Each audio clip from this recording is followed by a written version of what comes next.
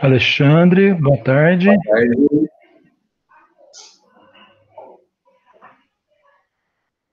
Aqui tá marcando Alexandre, Início, Erika. Tá todo mundo aí? Todo mundo aqui. Tudo bem?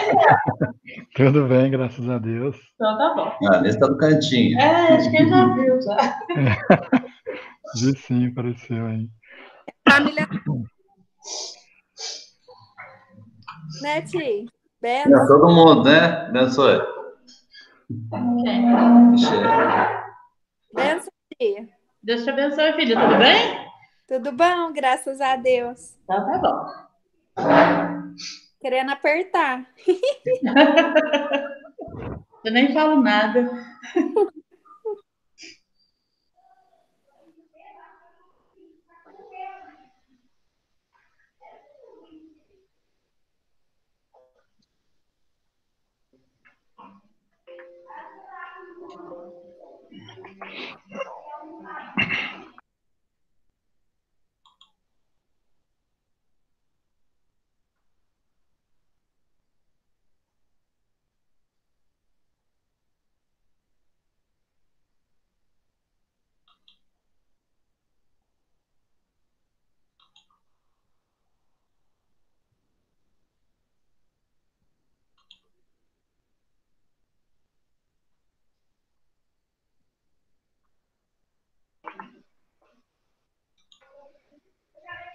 Wendel, boa tarde.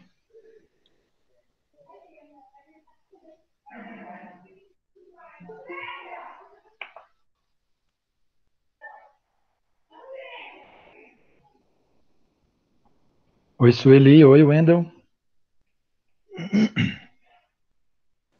Oi. E aí, pessoal, tudo bem? Tudo bem, tudo bem.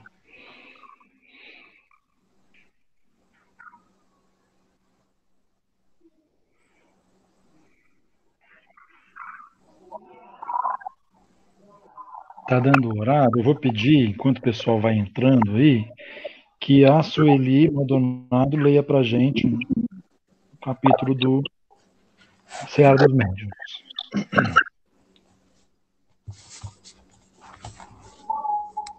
Do livro Seara dos Médiuns, de Emmanuel, Problemas Contigo.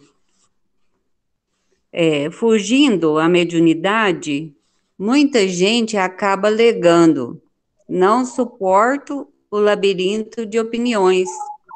A divergência está em toda parte. Muita exigência. Tentei, mas não pude. Não sou cobaia. Aguente quem quiser. Não quero complicações. É luta demais. E acrescenta: Deus não castiga. E não é por eu deixar a mediunidade que o mundo se tornará pior. Sim, o Criador não condena criaturas, mas corrige as criaturas desajustadas, por intermédio de suas leis.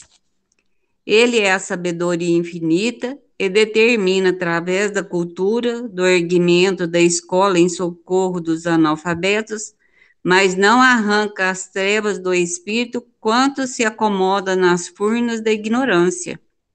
Ele é a bondade infinita e sugere, através da ciência, a formação do remédio que alivia os doentes, mas não retira a moléstia de quem persiste no abuso.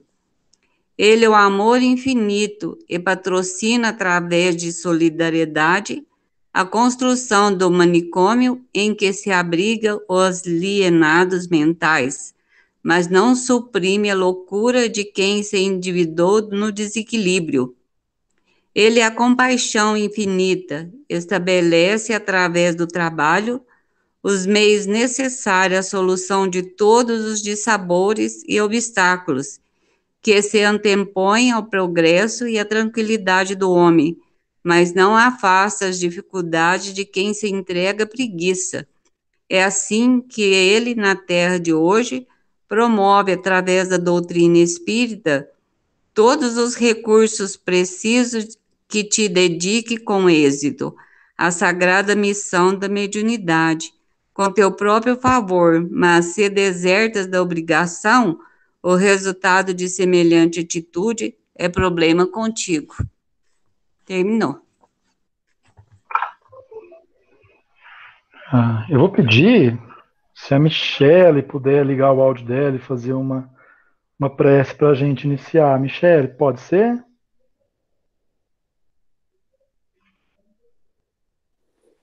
A Michele e eu? Isso. Ah, tá bom. Obrigado. Vamos todos agradecer a Deus por mais essa oportunidade do nosso estudo, que possamos receber com todo carinho, com todo amor, o estudo da tarde de hoje, para que possa nos auxiliar e nos ajudar intimamente. Pai nosso que estais no céu, santificado seja o vosso nome, venha a nós o vosso reino, seja feita a vossa vontade, assim na terra como no céu. O pão nosso de cada dia nos dai hoje, perdoai as nossas ofensas, assim como nós perdoamos a quem nos tem ofendido, e não os deixeis cair em tentações, mas livrai de todo mal, e assim seja. Obrigado, Michele. Boa tarde para quem eu não falei boa tarde ainda. Sueli, Mariana entrou também agora, faz pouco tempo. E vamos então dar início ao nosso estudo dessa tarde. Nós estamos na 23ª sessão teórica, seguindo a apostila do Cohen. E nós vamos dar continuidade no capítulos 22, 23 e 24, sessões teóricas. Vamos falar do perispírito, e hoje especificamente dos mecanismos dos perispíritos dentro do que a gente chama de incorporação mediúnica. Nós vamos estar estudando médium consciente, semiconsciente e inconsciente. O termo incorporação mediúnica, para a gente começar, na própria apostila, no começo, lá para quem leu o PDF, eles falam, né, que não é um termo muito agradável, nem todo centro espírita gosta de usar, e é uma situação minha, no caso. Né? A gente acha esse termo, ele é inapropriado, porque a gente muitas vezes é levado a tomar ao pé da letra, né? E não ocorre o termo incorporação ao pé da letra, né? Mas como a gente precisa de um termo, e na falta de algum outro melhor, às vezes a gente usa esse termo, acaba usando, né?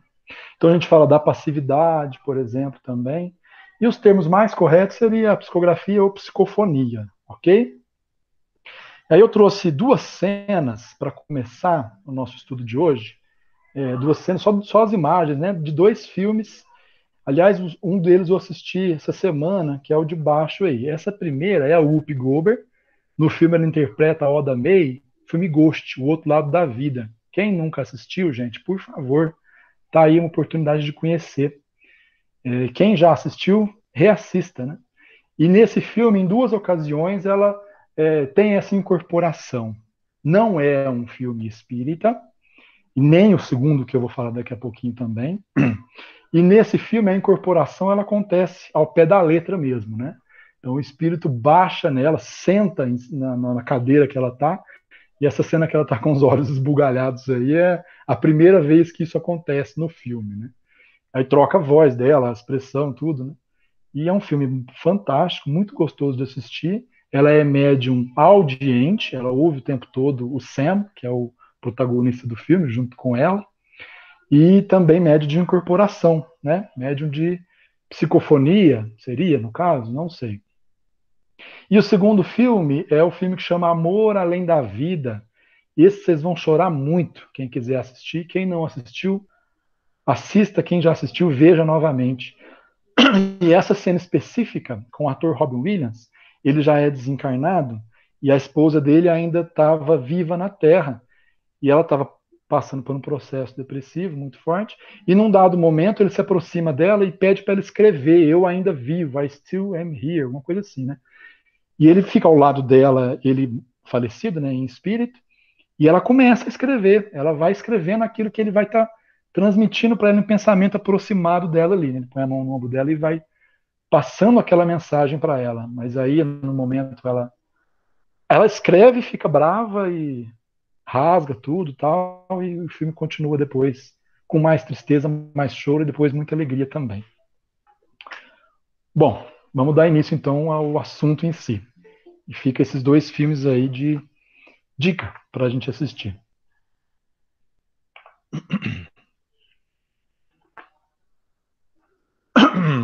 Vamos lá. Como eu comecei a falar, o termo incorporação, ele gera um pouco de equívoco, né? E a gente acaba empregando ele na falta de um mais apropriado. Na verdade, o que acontece é uma transmissão de pensamento do perispírito do comunicante para o perispírito do médium. O comunicante ele pode ser tanto desencarnado quanto encarnado. Nós temos nas nossas reuniões mediúnicas, e a gente em breve vai retomá-las, né, se Deus quiser, a gente vai ver que às vezes acontece de vir uma comunicação que o médium, às vezes no final fala, eu acho que ele era encarnado. Né? Ou o dialogador vai percebendo durante o assunto, durante a conversação, que ele é encarnado e não desencarnado. É muito difícil a gente perceber se não tiver um momento em que ele fale isso ou que deixe escapulir de alguma forma, e acontece. Né? Estando em estado de sono na Terra ou alguma outra situação que a gente não sabe dizer ao certo, que ele pode estar na comunicação, na reunião, estando encarnado.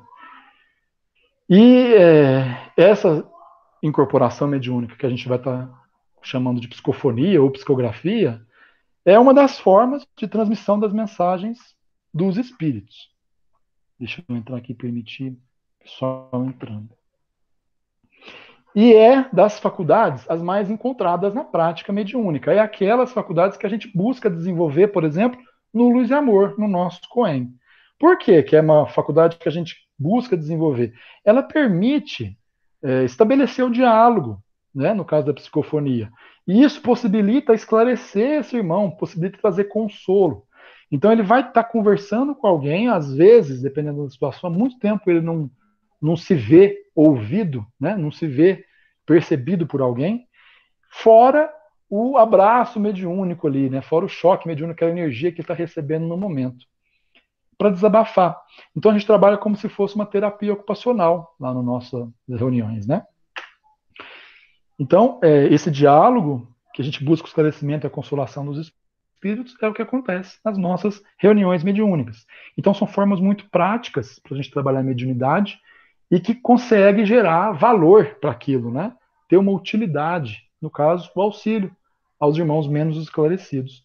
E também o nosso esclarecimento, né? Nós, enquanto na reunião mediúnica, estamos recebendo esclarecimento o tempo todo, não só dos irmãos mentores, como também desses próprios espíritos sofredores, né? Como se estivessem dizendo para nós, olha o que aconteceu comigo, disso que eu fiz, né? Vê se você não está fazendo igual. Né, serve para nossa lição também.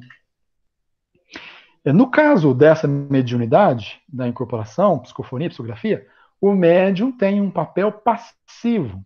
O papel do médium é compreender o pensamento do espírito e transmitir ele na reunião com o dialogador, tentando não alterar o máximo possível aquele pensamento. Né? E isso é muito difícil. Tanto mais difícil não alterar o pensamento, quanto menos treino esse médium tem, menos estudo, menos disciplina. Muitas vezes o médium fica se perguntando, será que é meu mesmo? Será que não é, né, o que a gente chama de animismo, né? Não é o meu espírito e não uma comunicação externa e tal? Mas isso precisa de estar sempre praticando, estudando, e se autodisciplinando, se autoconhecendo, praticando as reformas que a gente vive martelando, né? Para aprender mesmo, né? Diferenciar o que é meu do que não é meu, para poder perder um pouco desse medo e deixar falar.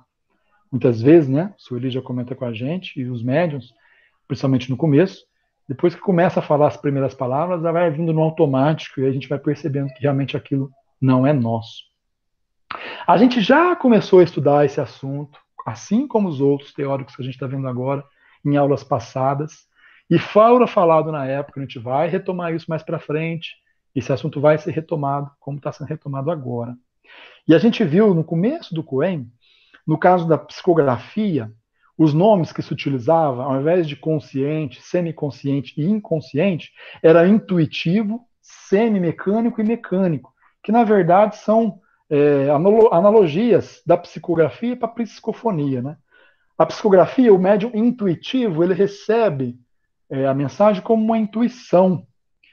Então é um pensamento que vai vindo para ele que é muito difícil ele saber se é ou se não é dele, né? É o que a gente chama de intuição.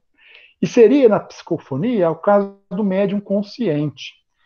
Esse médium ele trabalha mais como um intérprete do pensamento, né? Tanto na psicografia quanto na psicofonia. Ele recebe aquela mensagem e vai passando ela com as suas palavras. No entanto, nas três situações, intuitiva, mecânica e mecânica, no caso da psicofonia, que a gente fala de consciente, semiconsciente e inconsciente, o mecanismo que ocorre é o mesmo. É a transmissão de pensamento do espírito, que no caso é esse senhorzinho aí que tem só a forma espiritual, para o perispírito do encarnado, e o perispírito do encarnado, em conexão com o cérebro físico, comanda o corpo. Isso ocorre nas três situações, mas de maneiras diferentes, como a gente vai estudar hoje. Ok? Vamos começar pelo médium consciente, ou intuitivo, que durante o processo da mediunidade, ele tem plena consciência do que está acontecendo, ele está em estado de vigília, está totalmente acordado, ele não perde a consciência. E por isso é bastante complicado para ele diferenciar o que é seu do que não é, né? Especial no começo.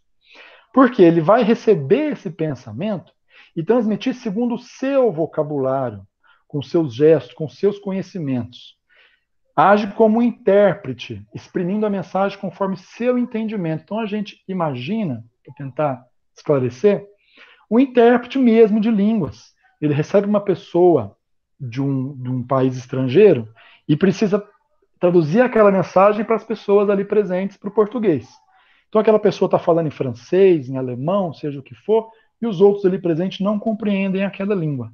Então ele ouve a mensagem na outra língua, usa os conhecimentos dele para passar para o português. Então ele está recebendo do espírito a mensagem em forma de pensamento e ele vai falar aquela mensagem em forma de palavra ou escrever. Isso é psicofonia consciente. O perispírito do médium, na psicofonia consciente, ele não se exterioriza do corpo. Então ele toma consciência do pensamento, diferente das demais, antes de transmitir o pensamento. O pensamento do espírito está vindo, ele pega aquele pensamento do espírito e depois que ele interpreta, ele passa da maneira da mediunidade dele para os demais ali.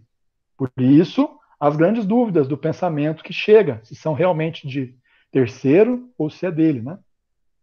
Como eu falei no começo, disciplina, estudo e prática para poder aprimorar isso, passar a perceber melhor o que não é seu do que é, e com o tempo migrar, vamos dizer assim, aumentar essa mediunidade, aprender a exteriorizar melhor o perispírito, se ele tiver como desenvolver isso, para dirimir ainda mais essas dúvidas, para reduzir ainda mais. E uma dica que fica aqui para isso, gente, é a meditação, ela ajuda bastante. Ok? E aqui é uma imagem semelhante à que está na apostila, do médium consciente. A gente vê o médium aí, no caso, o primeiro desenho do rapaz que não está tracejado, está inteiro, né? Só que ele está a expansão dele do perispírito ali. O perispírito ele se expande muito pouco, é praticamente como se o espírito passasse a mensagem diretamente para ele encarnado ali, né? Passa pelo pensamento dele e ele já consciente, acordado, recebe aquela mensagem ali. O espírito não passa para o cérebro do médium, né? Passa para o perispírito e que está ali ligado do lado do cérebro sem se afastar.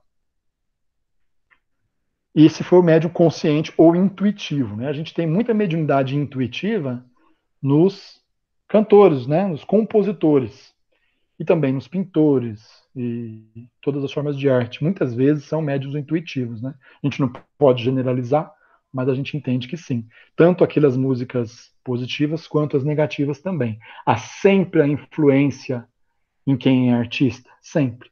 Em especial na música, porque influencia demais, né?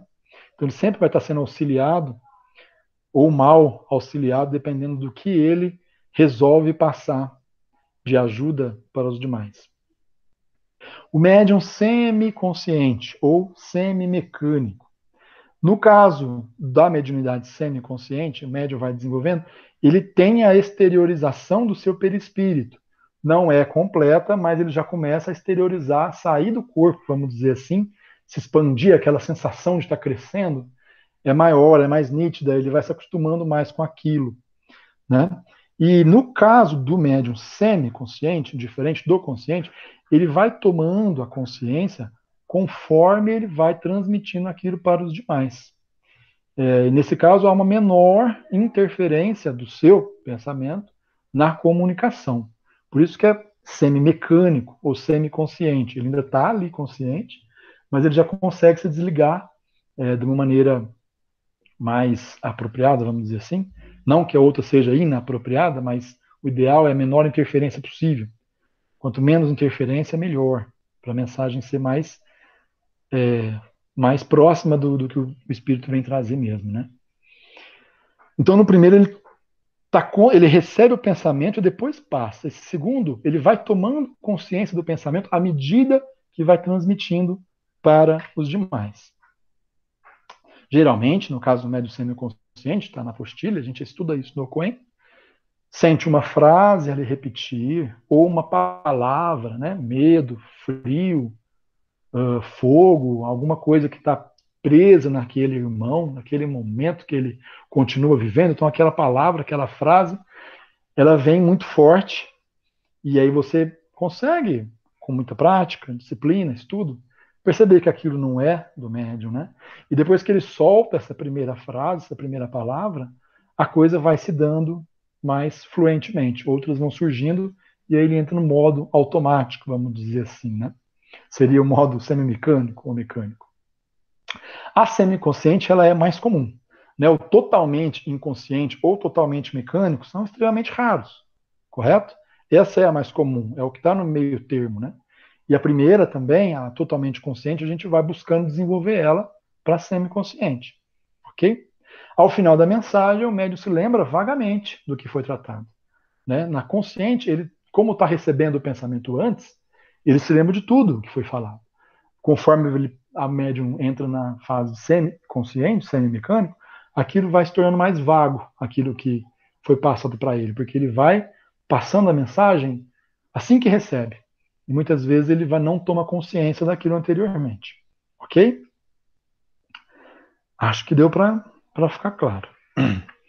Lembrando que de uma para outra, não há um limite, um meio termo, falar, aqui acaba a consciente, entra a semi, até aqui ela é semi, já passa a ser inconsciente, né? Isso é muito sutil, né? De pessoa para pessoa, de situação para situação. Então a gente não precisa ficar lutando consigo mesmo para tentar definir o que eu sou como médium, se eu sou consciente, se eu sou semi, se eu sou totalmente inconsciente, né? Basta que a gente esteja ali disposto a aprender, né? A quebrar paradigma, a quebrar o que a gente acha que a gente sabe e buscar aprender. E isso vai, com o tempo, se aprimorando em cada um de nós. Aqui, tomando ainda a imagem do consciente, em contraste agora com o semiconsciente. Então a gente vê o perispírito do médium um pouco afastado do corpo na imagem ali, ó. E a transmissão passando do espírito para o perispírito do médium, e esse mandando para o cérebro do corpo físico, ou, no caso ali, a garganta, né, o falado. Então, essas duas imagens mostram aí a diferença, no caso do perispírito, né, da mediunidade consciente para semiconsciente. Seria a exteriorização do perispírito. No semiconsciente está mais exteriorizado, mas bem próximo do corpo. E, por fim, o assunto de hoje é bem curtinho, tá, gente? Quem abriu ali a apostila viu que são pouquinhas coisas mesmo. É bem curto. O médium inconsciente, ou mecânico, né? No caso da psicografia, o termo que a gente usa. No caso do médium inconsciente, a exteriorização do perispírito ela é completa, de modo que muitos médiuns vão em espírito aos locais, né? Eles não estão ali na reunião naquele momento. Tem alguns que vão buscar a mensagem ser transmitida de outro lugar e de lá o seu perispírito passa para o corpo físico orgânico, transmite as mensagens para os outros integrantes da reunião. Porque, por mais que a gente se afaste do corpo físico, tanto no sono quanto durante o transe mediúnico, a gente nunca perde a ligação. O laço fluídico, a gente viu na semana passada, é um complemento, uma exteriorização, uma continuidade do perispírito. Ele é inerente ao perispírito e ao corpo, não tem como ser quebrado, a não ser com a morte do corpo físico. Ninguém toma o lugar de outro, ok? Ele é inconsciente ou mecânico enquanto à mensagem, quanto ao pensamento que chega a ele, é praticamente alheio. Ele está passando no modo automático mesmo o pensamento para o corpo. Só que ele tem consciência do fenômeno. Ele está ali ao lado, ele não lembra da mensagem, quase completamente, mas ele tem o controle em caso de uma necessidade de tomar a atitude firme, de não deixar que algo aconteça de maneira imprópria na reunião. E a gente está estudando Cohen justamente para tentar esse controle, que a gente poucas vezes acontece de não ter. Então a gente sempre ouve falar, né? Eu já comentei da minha mãe, a Sueli comenta dela, que antigamente nas reuniões espíritas era muita gritaria, às vezes batia a cadeira, chutava a cadeira. Então as pessoas passavam na porta do centro espírita, eu ouvia aquela barulheira, fazia o sinal da cruz e saía correndo, né? E a minha mãe mesmo narra isso. Ela foi no centro espírita com a minha avó quando ela era criança e foi embora assustada de lá, né? Porque havia essas ocorrências, né? E a gente está estudando justamente para tentar aprender a não fazer isso. Por mais inconsciente da mensagem que o médium seja, ele está ali em perispírito e ele toma de volta as rédeas do seu próprio corpo se necessário, né? Assim como a gente está num sonho e quando acontece um perigo no sonho, de imediato a gente acorda assustado. Vamos dizer que seria mais ou menos um mecanismo semelhante. Se for necessário, o médium retoma o controle do corpo. Muitas vezes a gente atende irmãos que chegam bravos e o médium não precisa gritar, espernear, né? Ele pode falar, que nervoso, muito nervoso, estou muito bravo. E muitas vezes o espírito diz para a gente ali na reunião, no atendimento, por que vocês estão me prendendo? O que são essas cordas? Eu queria te esmurrear, queria te esbofetar. Por que eu não consigo? Né? E essas cordas, muitas vezes a gente tem que tomar esse cuidado, elas não existem. É o próprio médium que está retendo o espírito, muito nervoso, nas reuniões mais avançadas, mais para frente, que ele queria estar xingando, queria estar gritando, e ele se vê incapacitado daquilo. Então, para ele tem essa sensação de que ele está preso, amarrado. Pode ser, sim, que ele realmente tenha sido um espírito que ficou preso e amarrado durante muito tempo.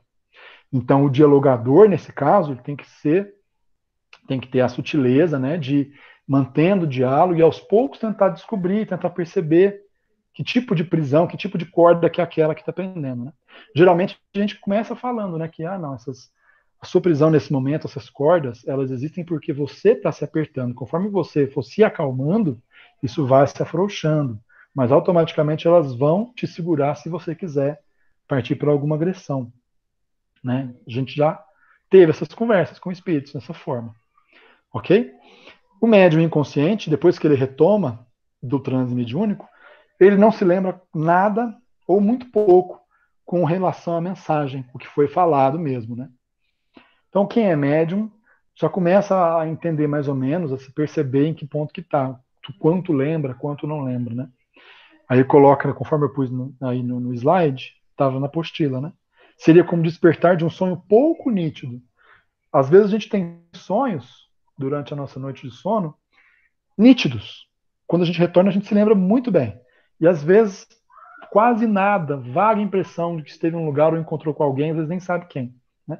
Seria mais ou menos essa diferença também, quando o médium retoma do transe mediúnico.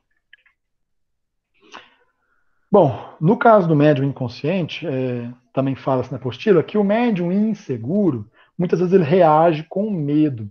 Quando a gente entra em transe mediúnico, com ainda a falta de conhecimento, a falta de prática, a gente pode se ver em algum lugar estranho ao que a gente está acostumado, fora daquela reunião onde a gente lembra que a gente estava, e isso pode causar muito medo.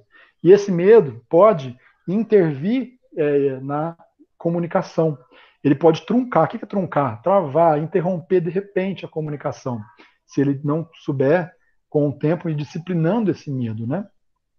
Mais uma vez, estudo, disciplina e prática. A gente tem que lembrar que nós nunca estamos sozinhos na reunião mediúnica, que os mentores espirituais estão ali fazendo, aliás, a maior parte da reunião. A nossa parte, tanto dialogador como médium, é tentar, no máximo, não atrapalhar muito e deixar que a reunião flua bem.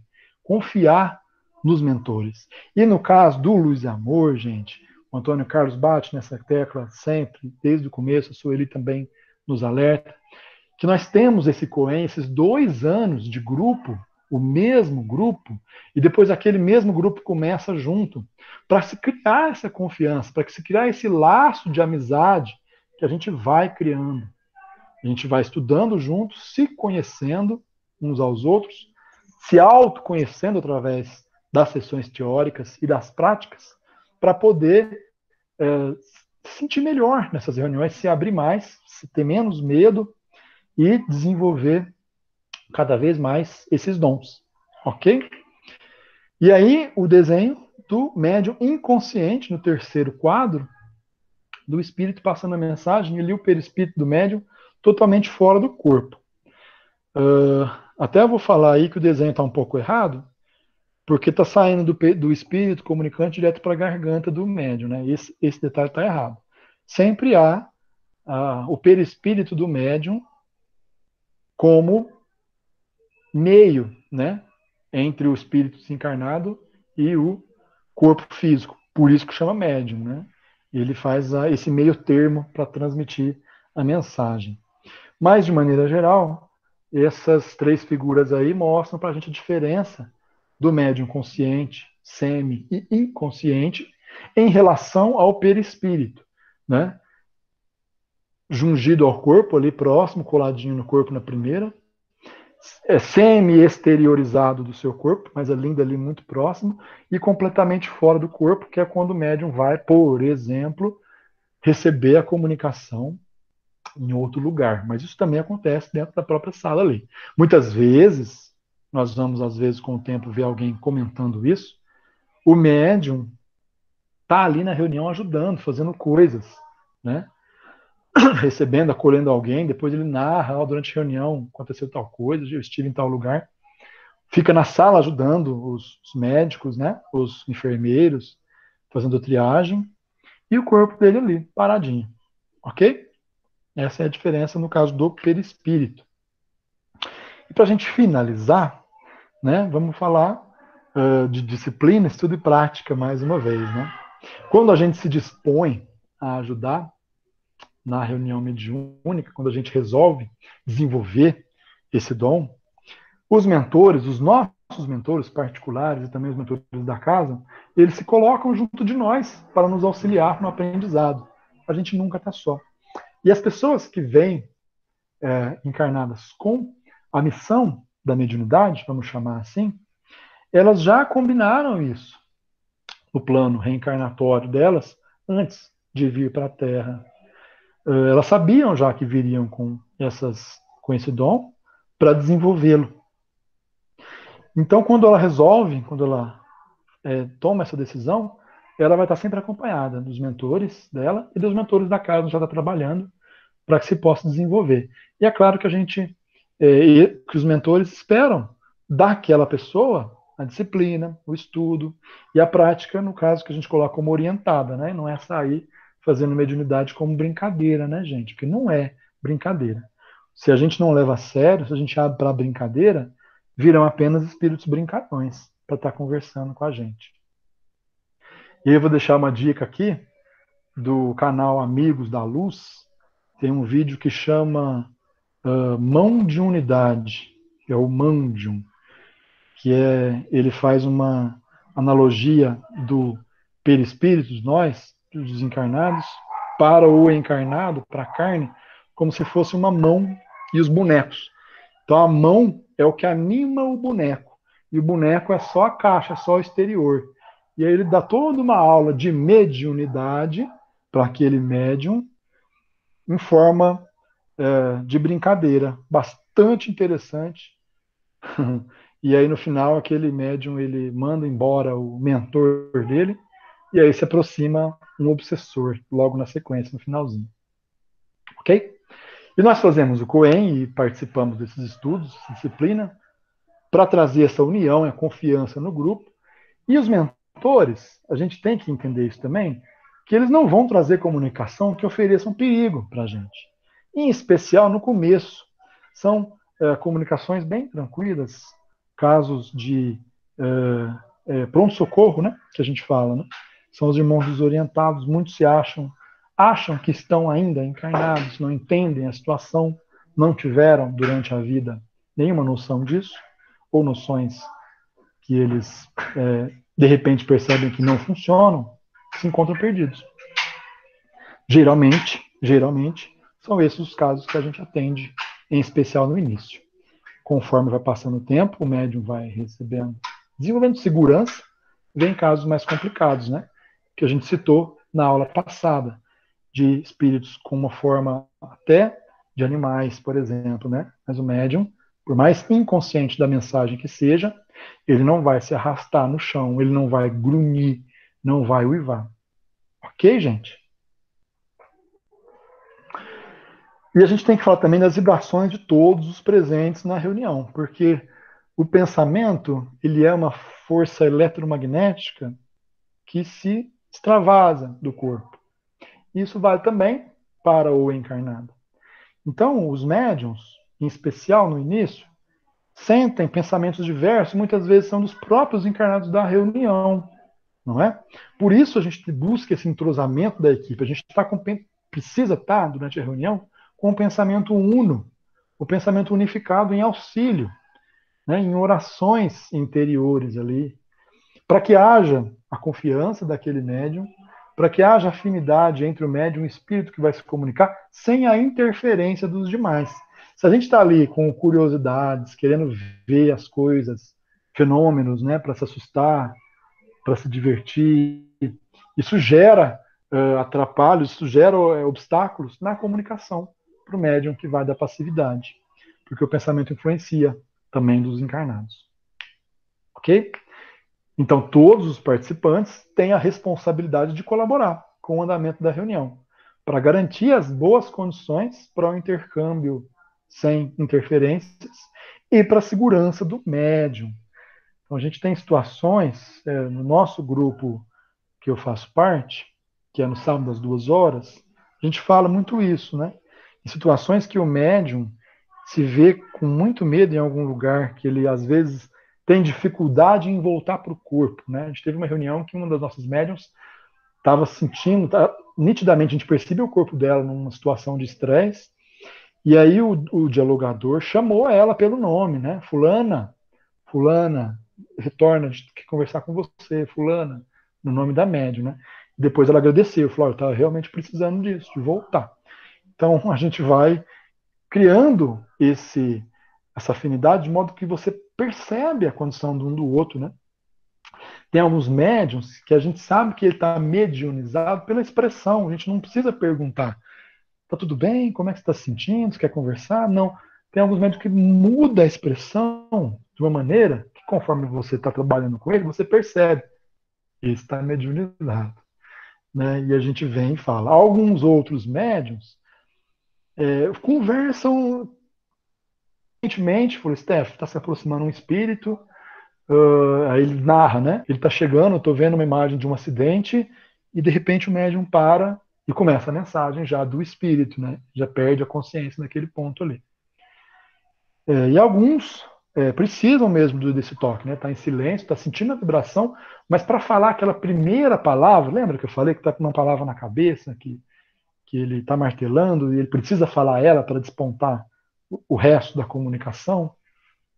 Às vezes ele gosta mesmo que o dialogador pergunte, tá tudo bem? Você quer dizer alguma coisa, né?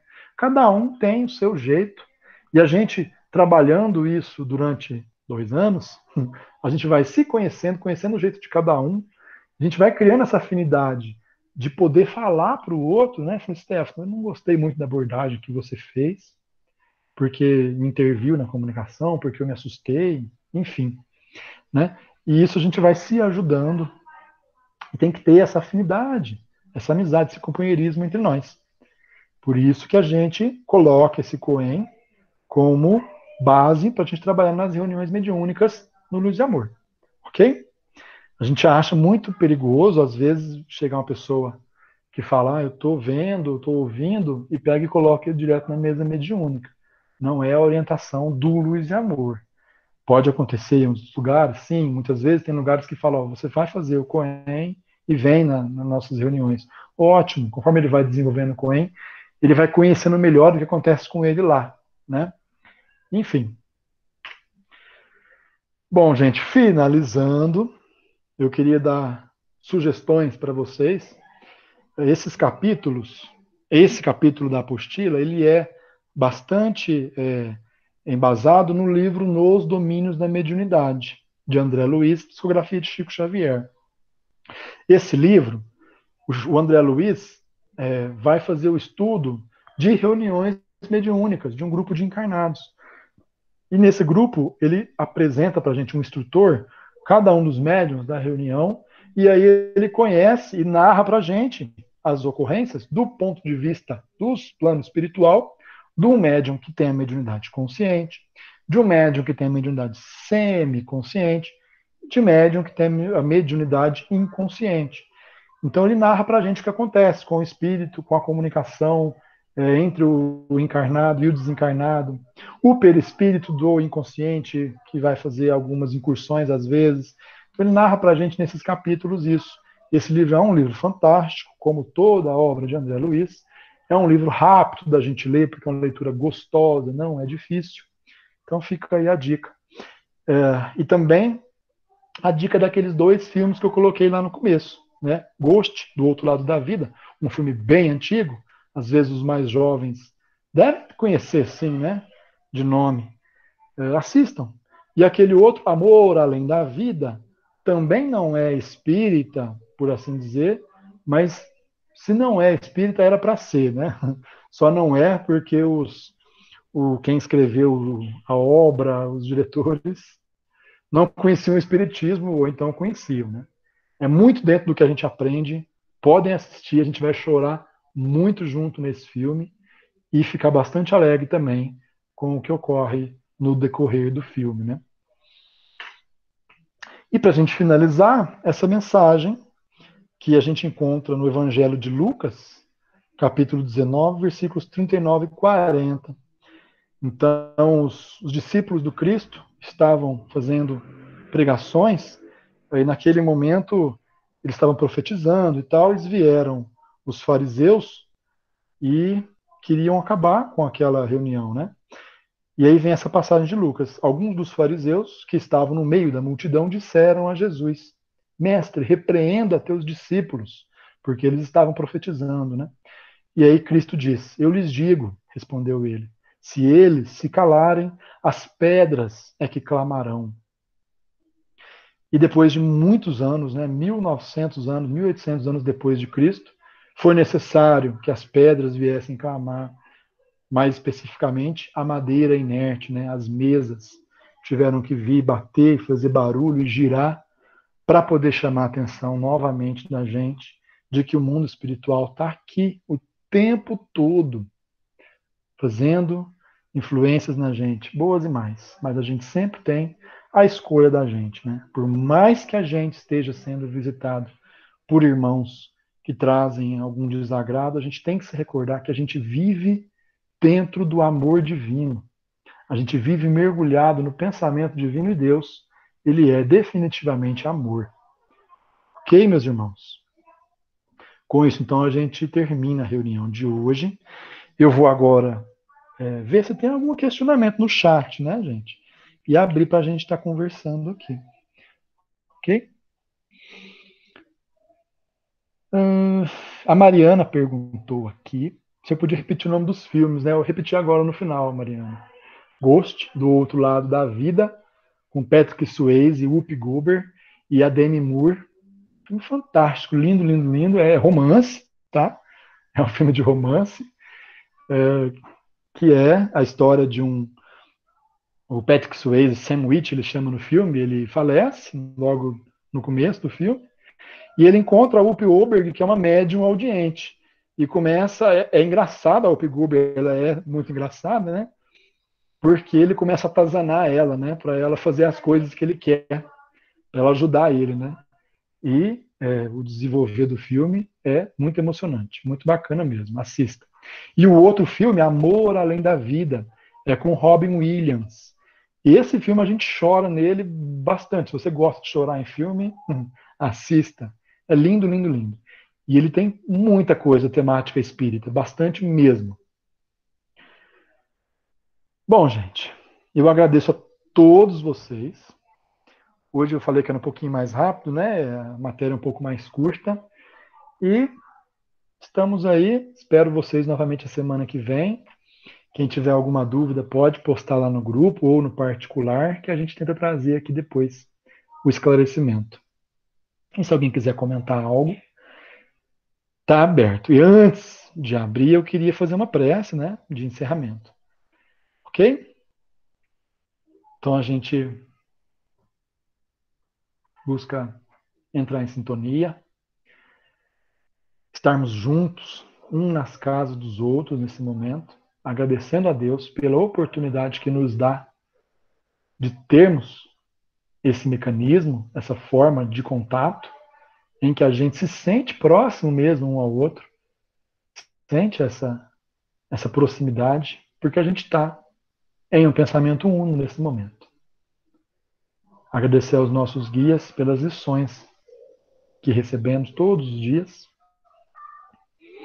Pedir a Deus, nosso Pai, nos auxilie a todos os momentos, em especial os governantes do nosso planeta, do nosso país, nesse momento difícil, único que a gente está vivendo, a fim de que a gente possa, apesar das dificuldades, atravessar isso sem medo, sabendo que tudo o que vem para a gente é para o nosso melhor, para o nosso melhoramento. Obrigado a todos e estamos abertos. É isso.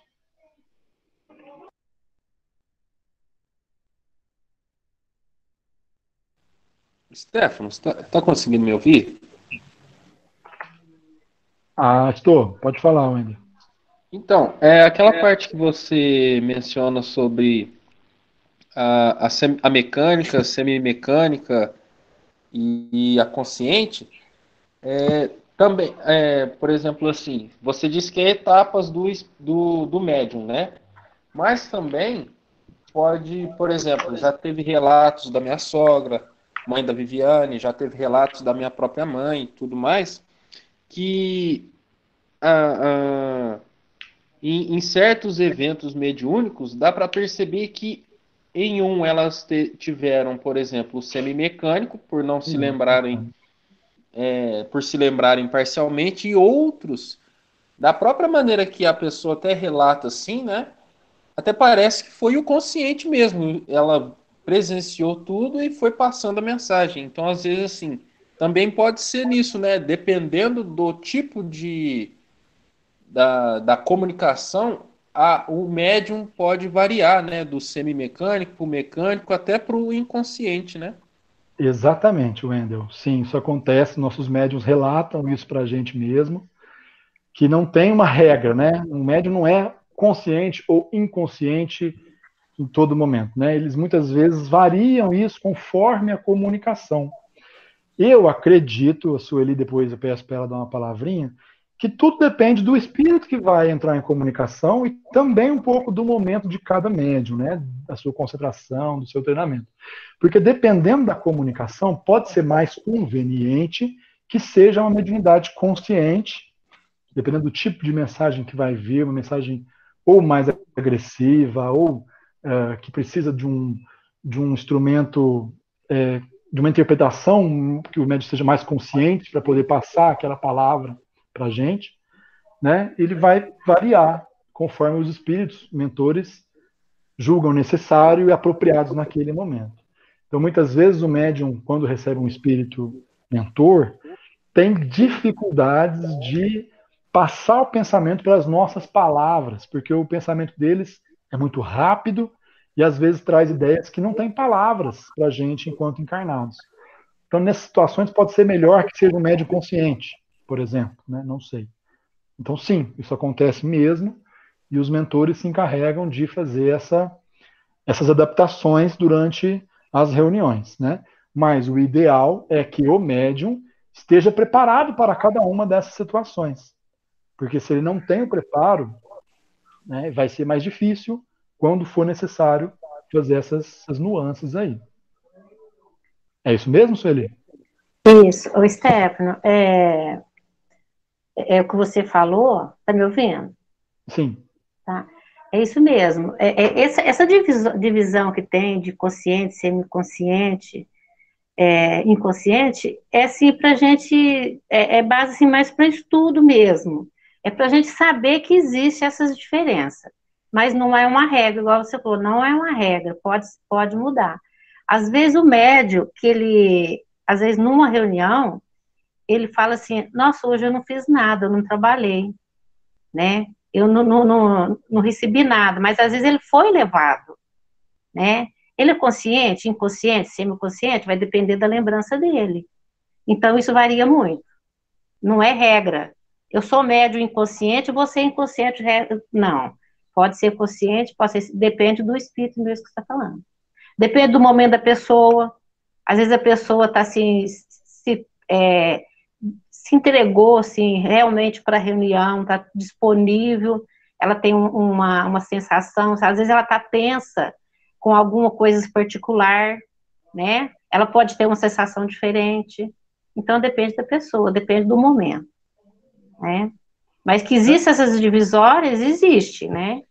Mas não é regra, assim, a pessoa que é inconsciente vai ser inconsciente sempre, não. Às vezes, não. É isso mesmo. Às A vezes gente vê os médicos tratar, né?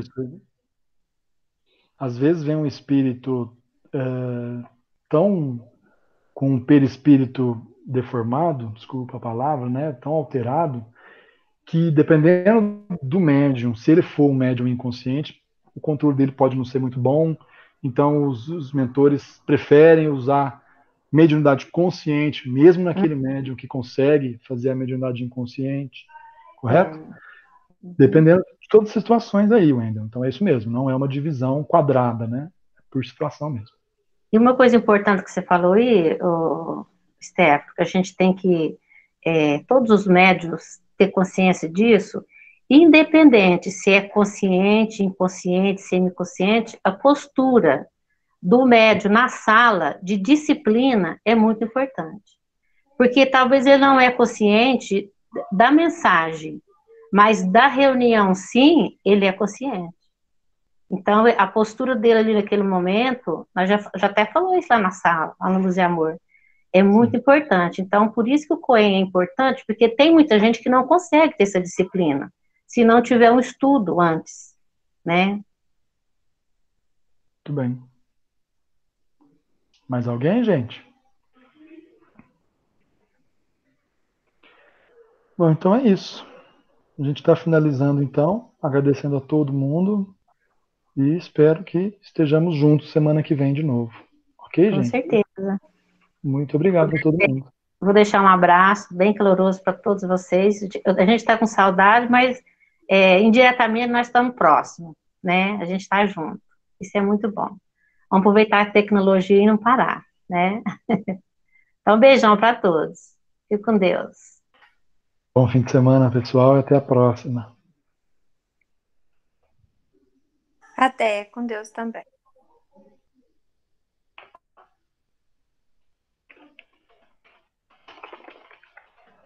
Até logo, gente. Bom final de semana para todo mundo. Até semana que vem. Tchau, tchau. Até, gente.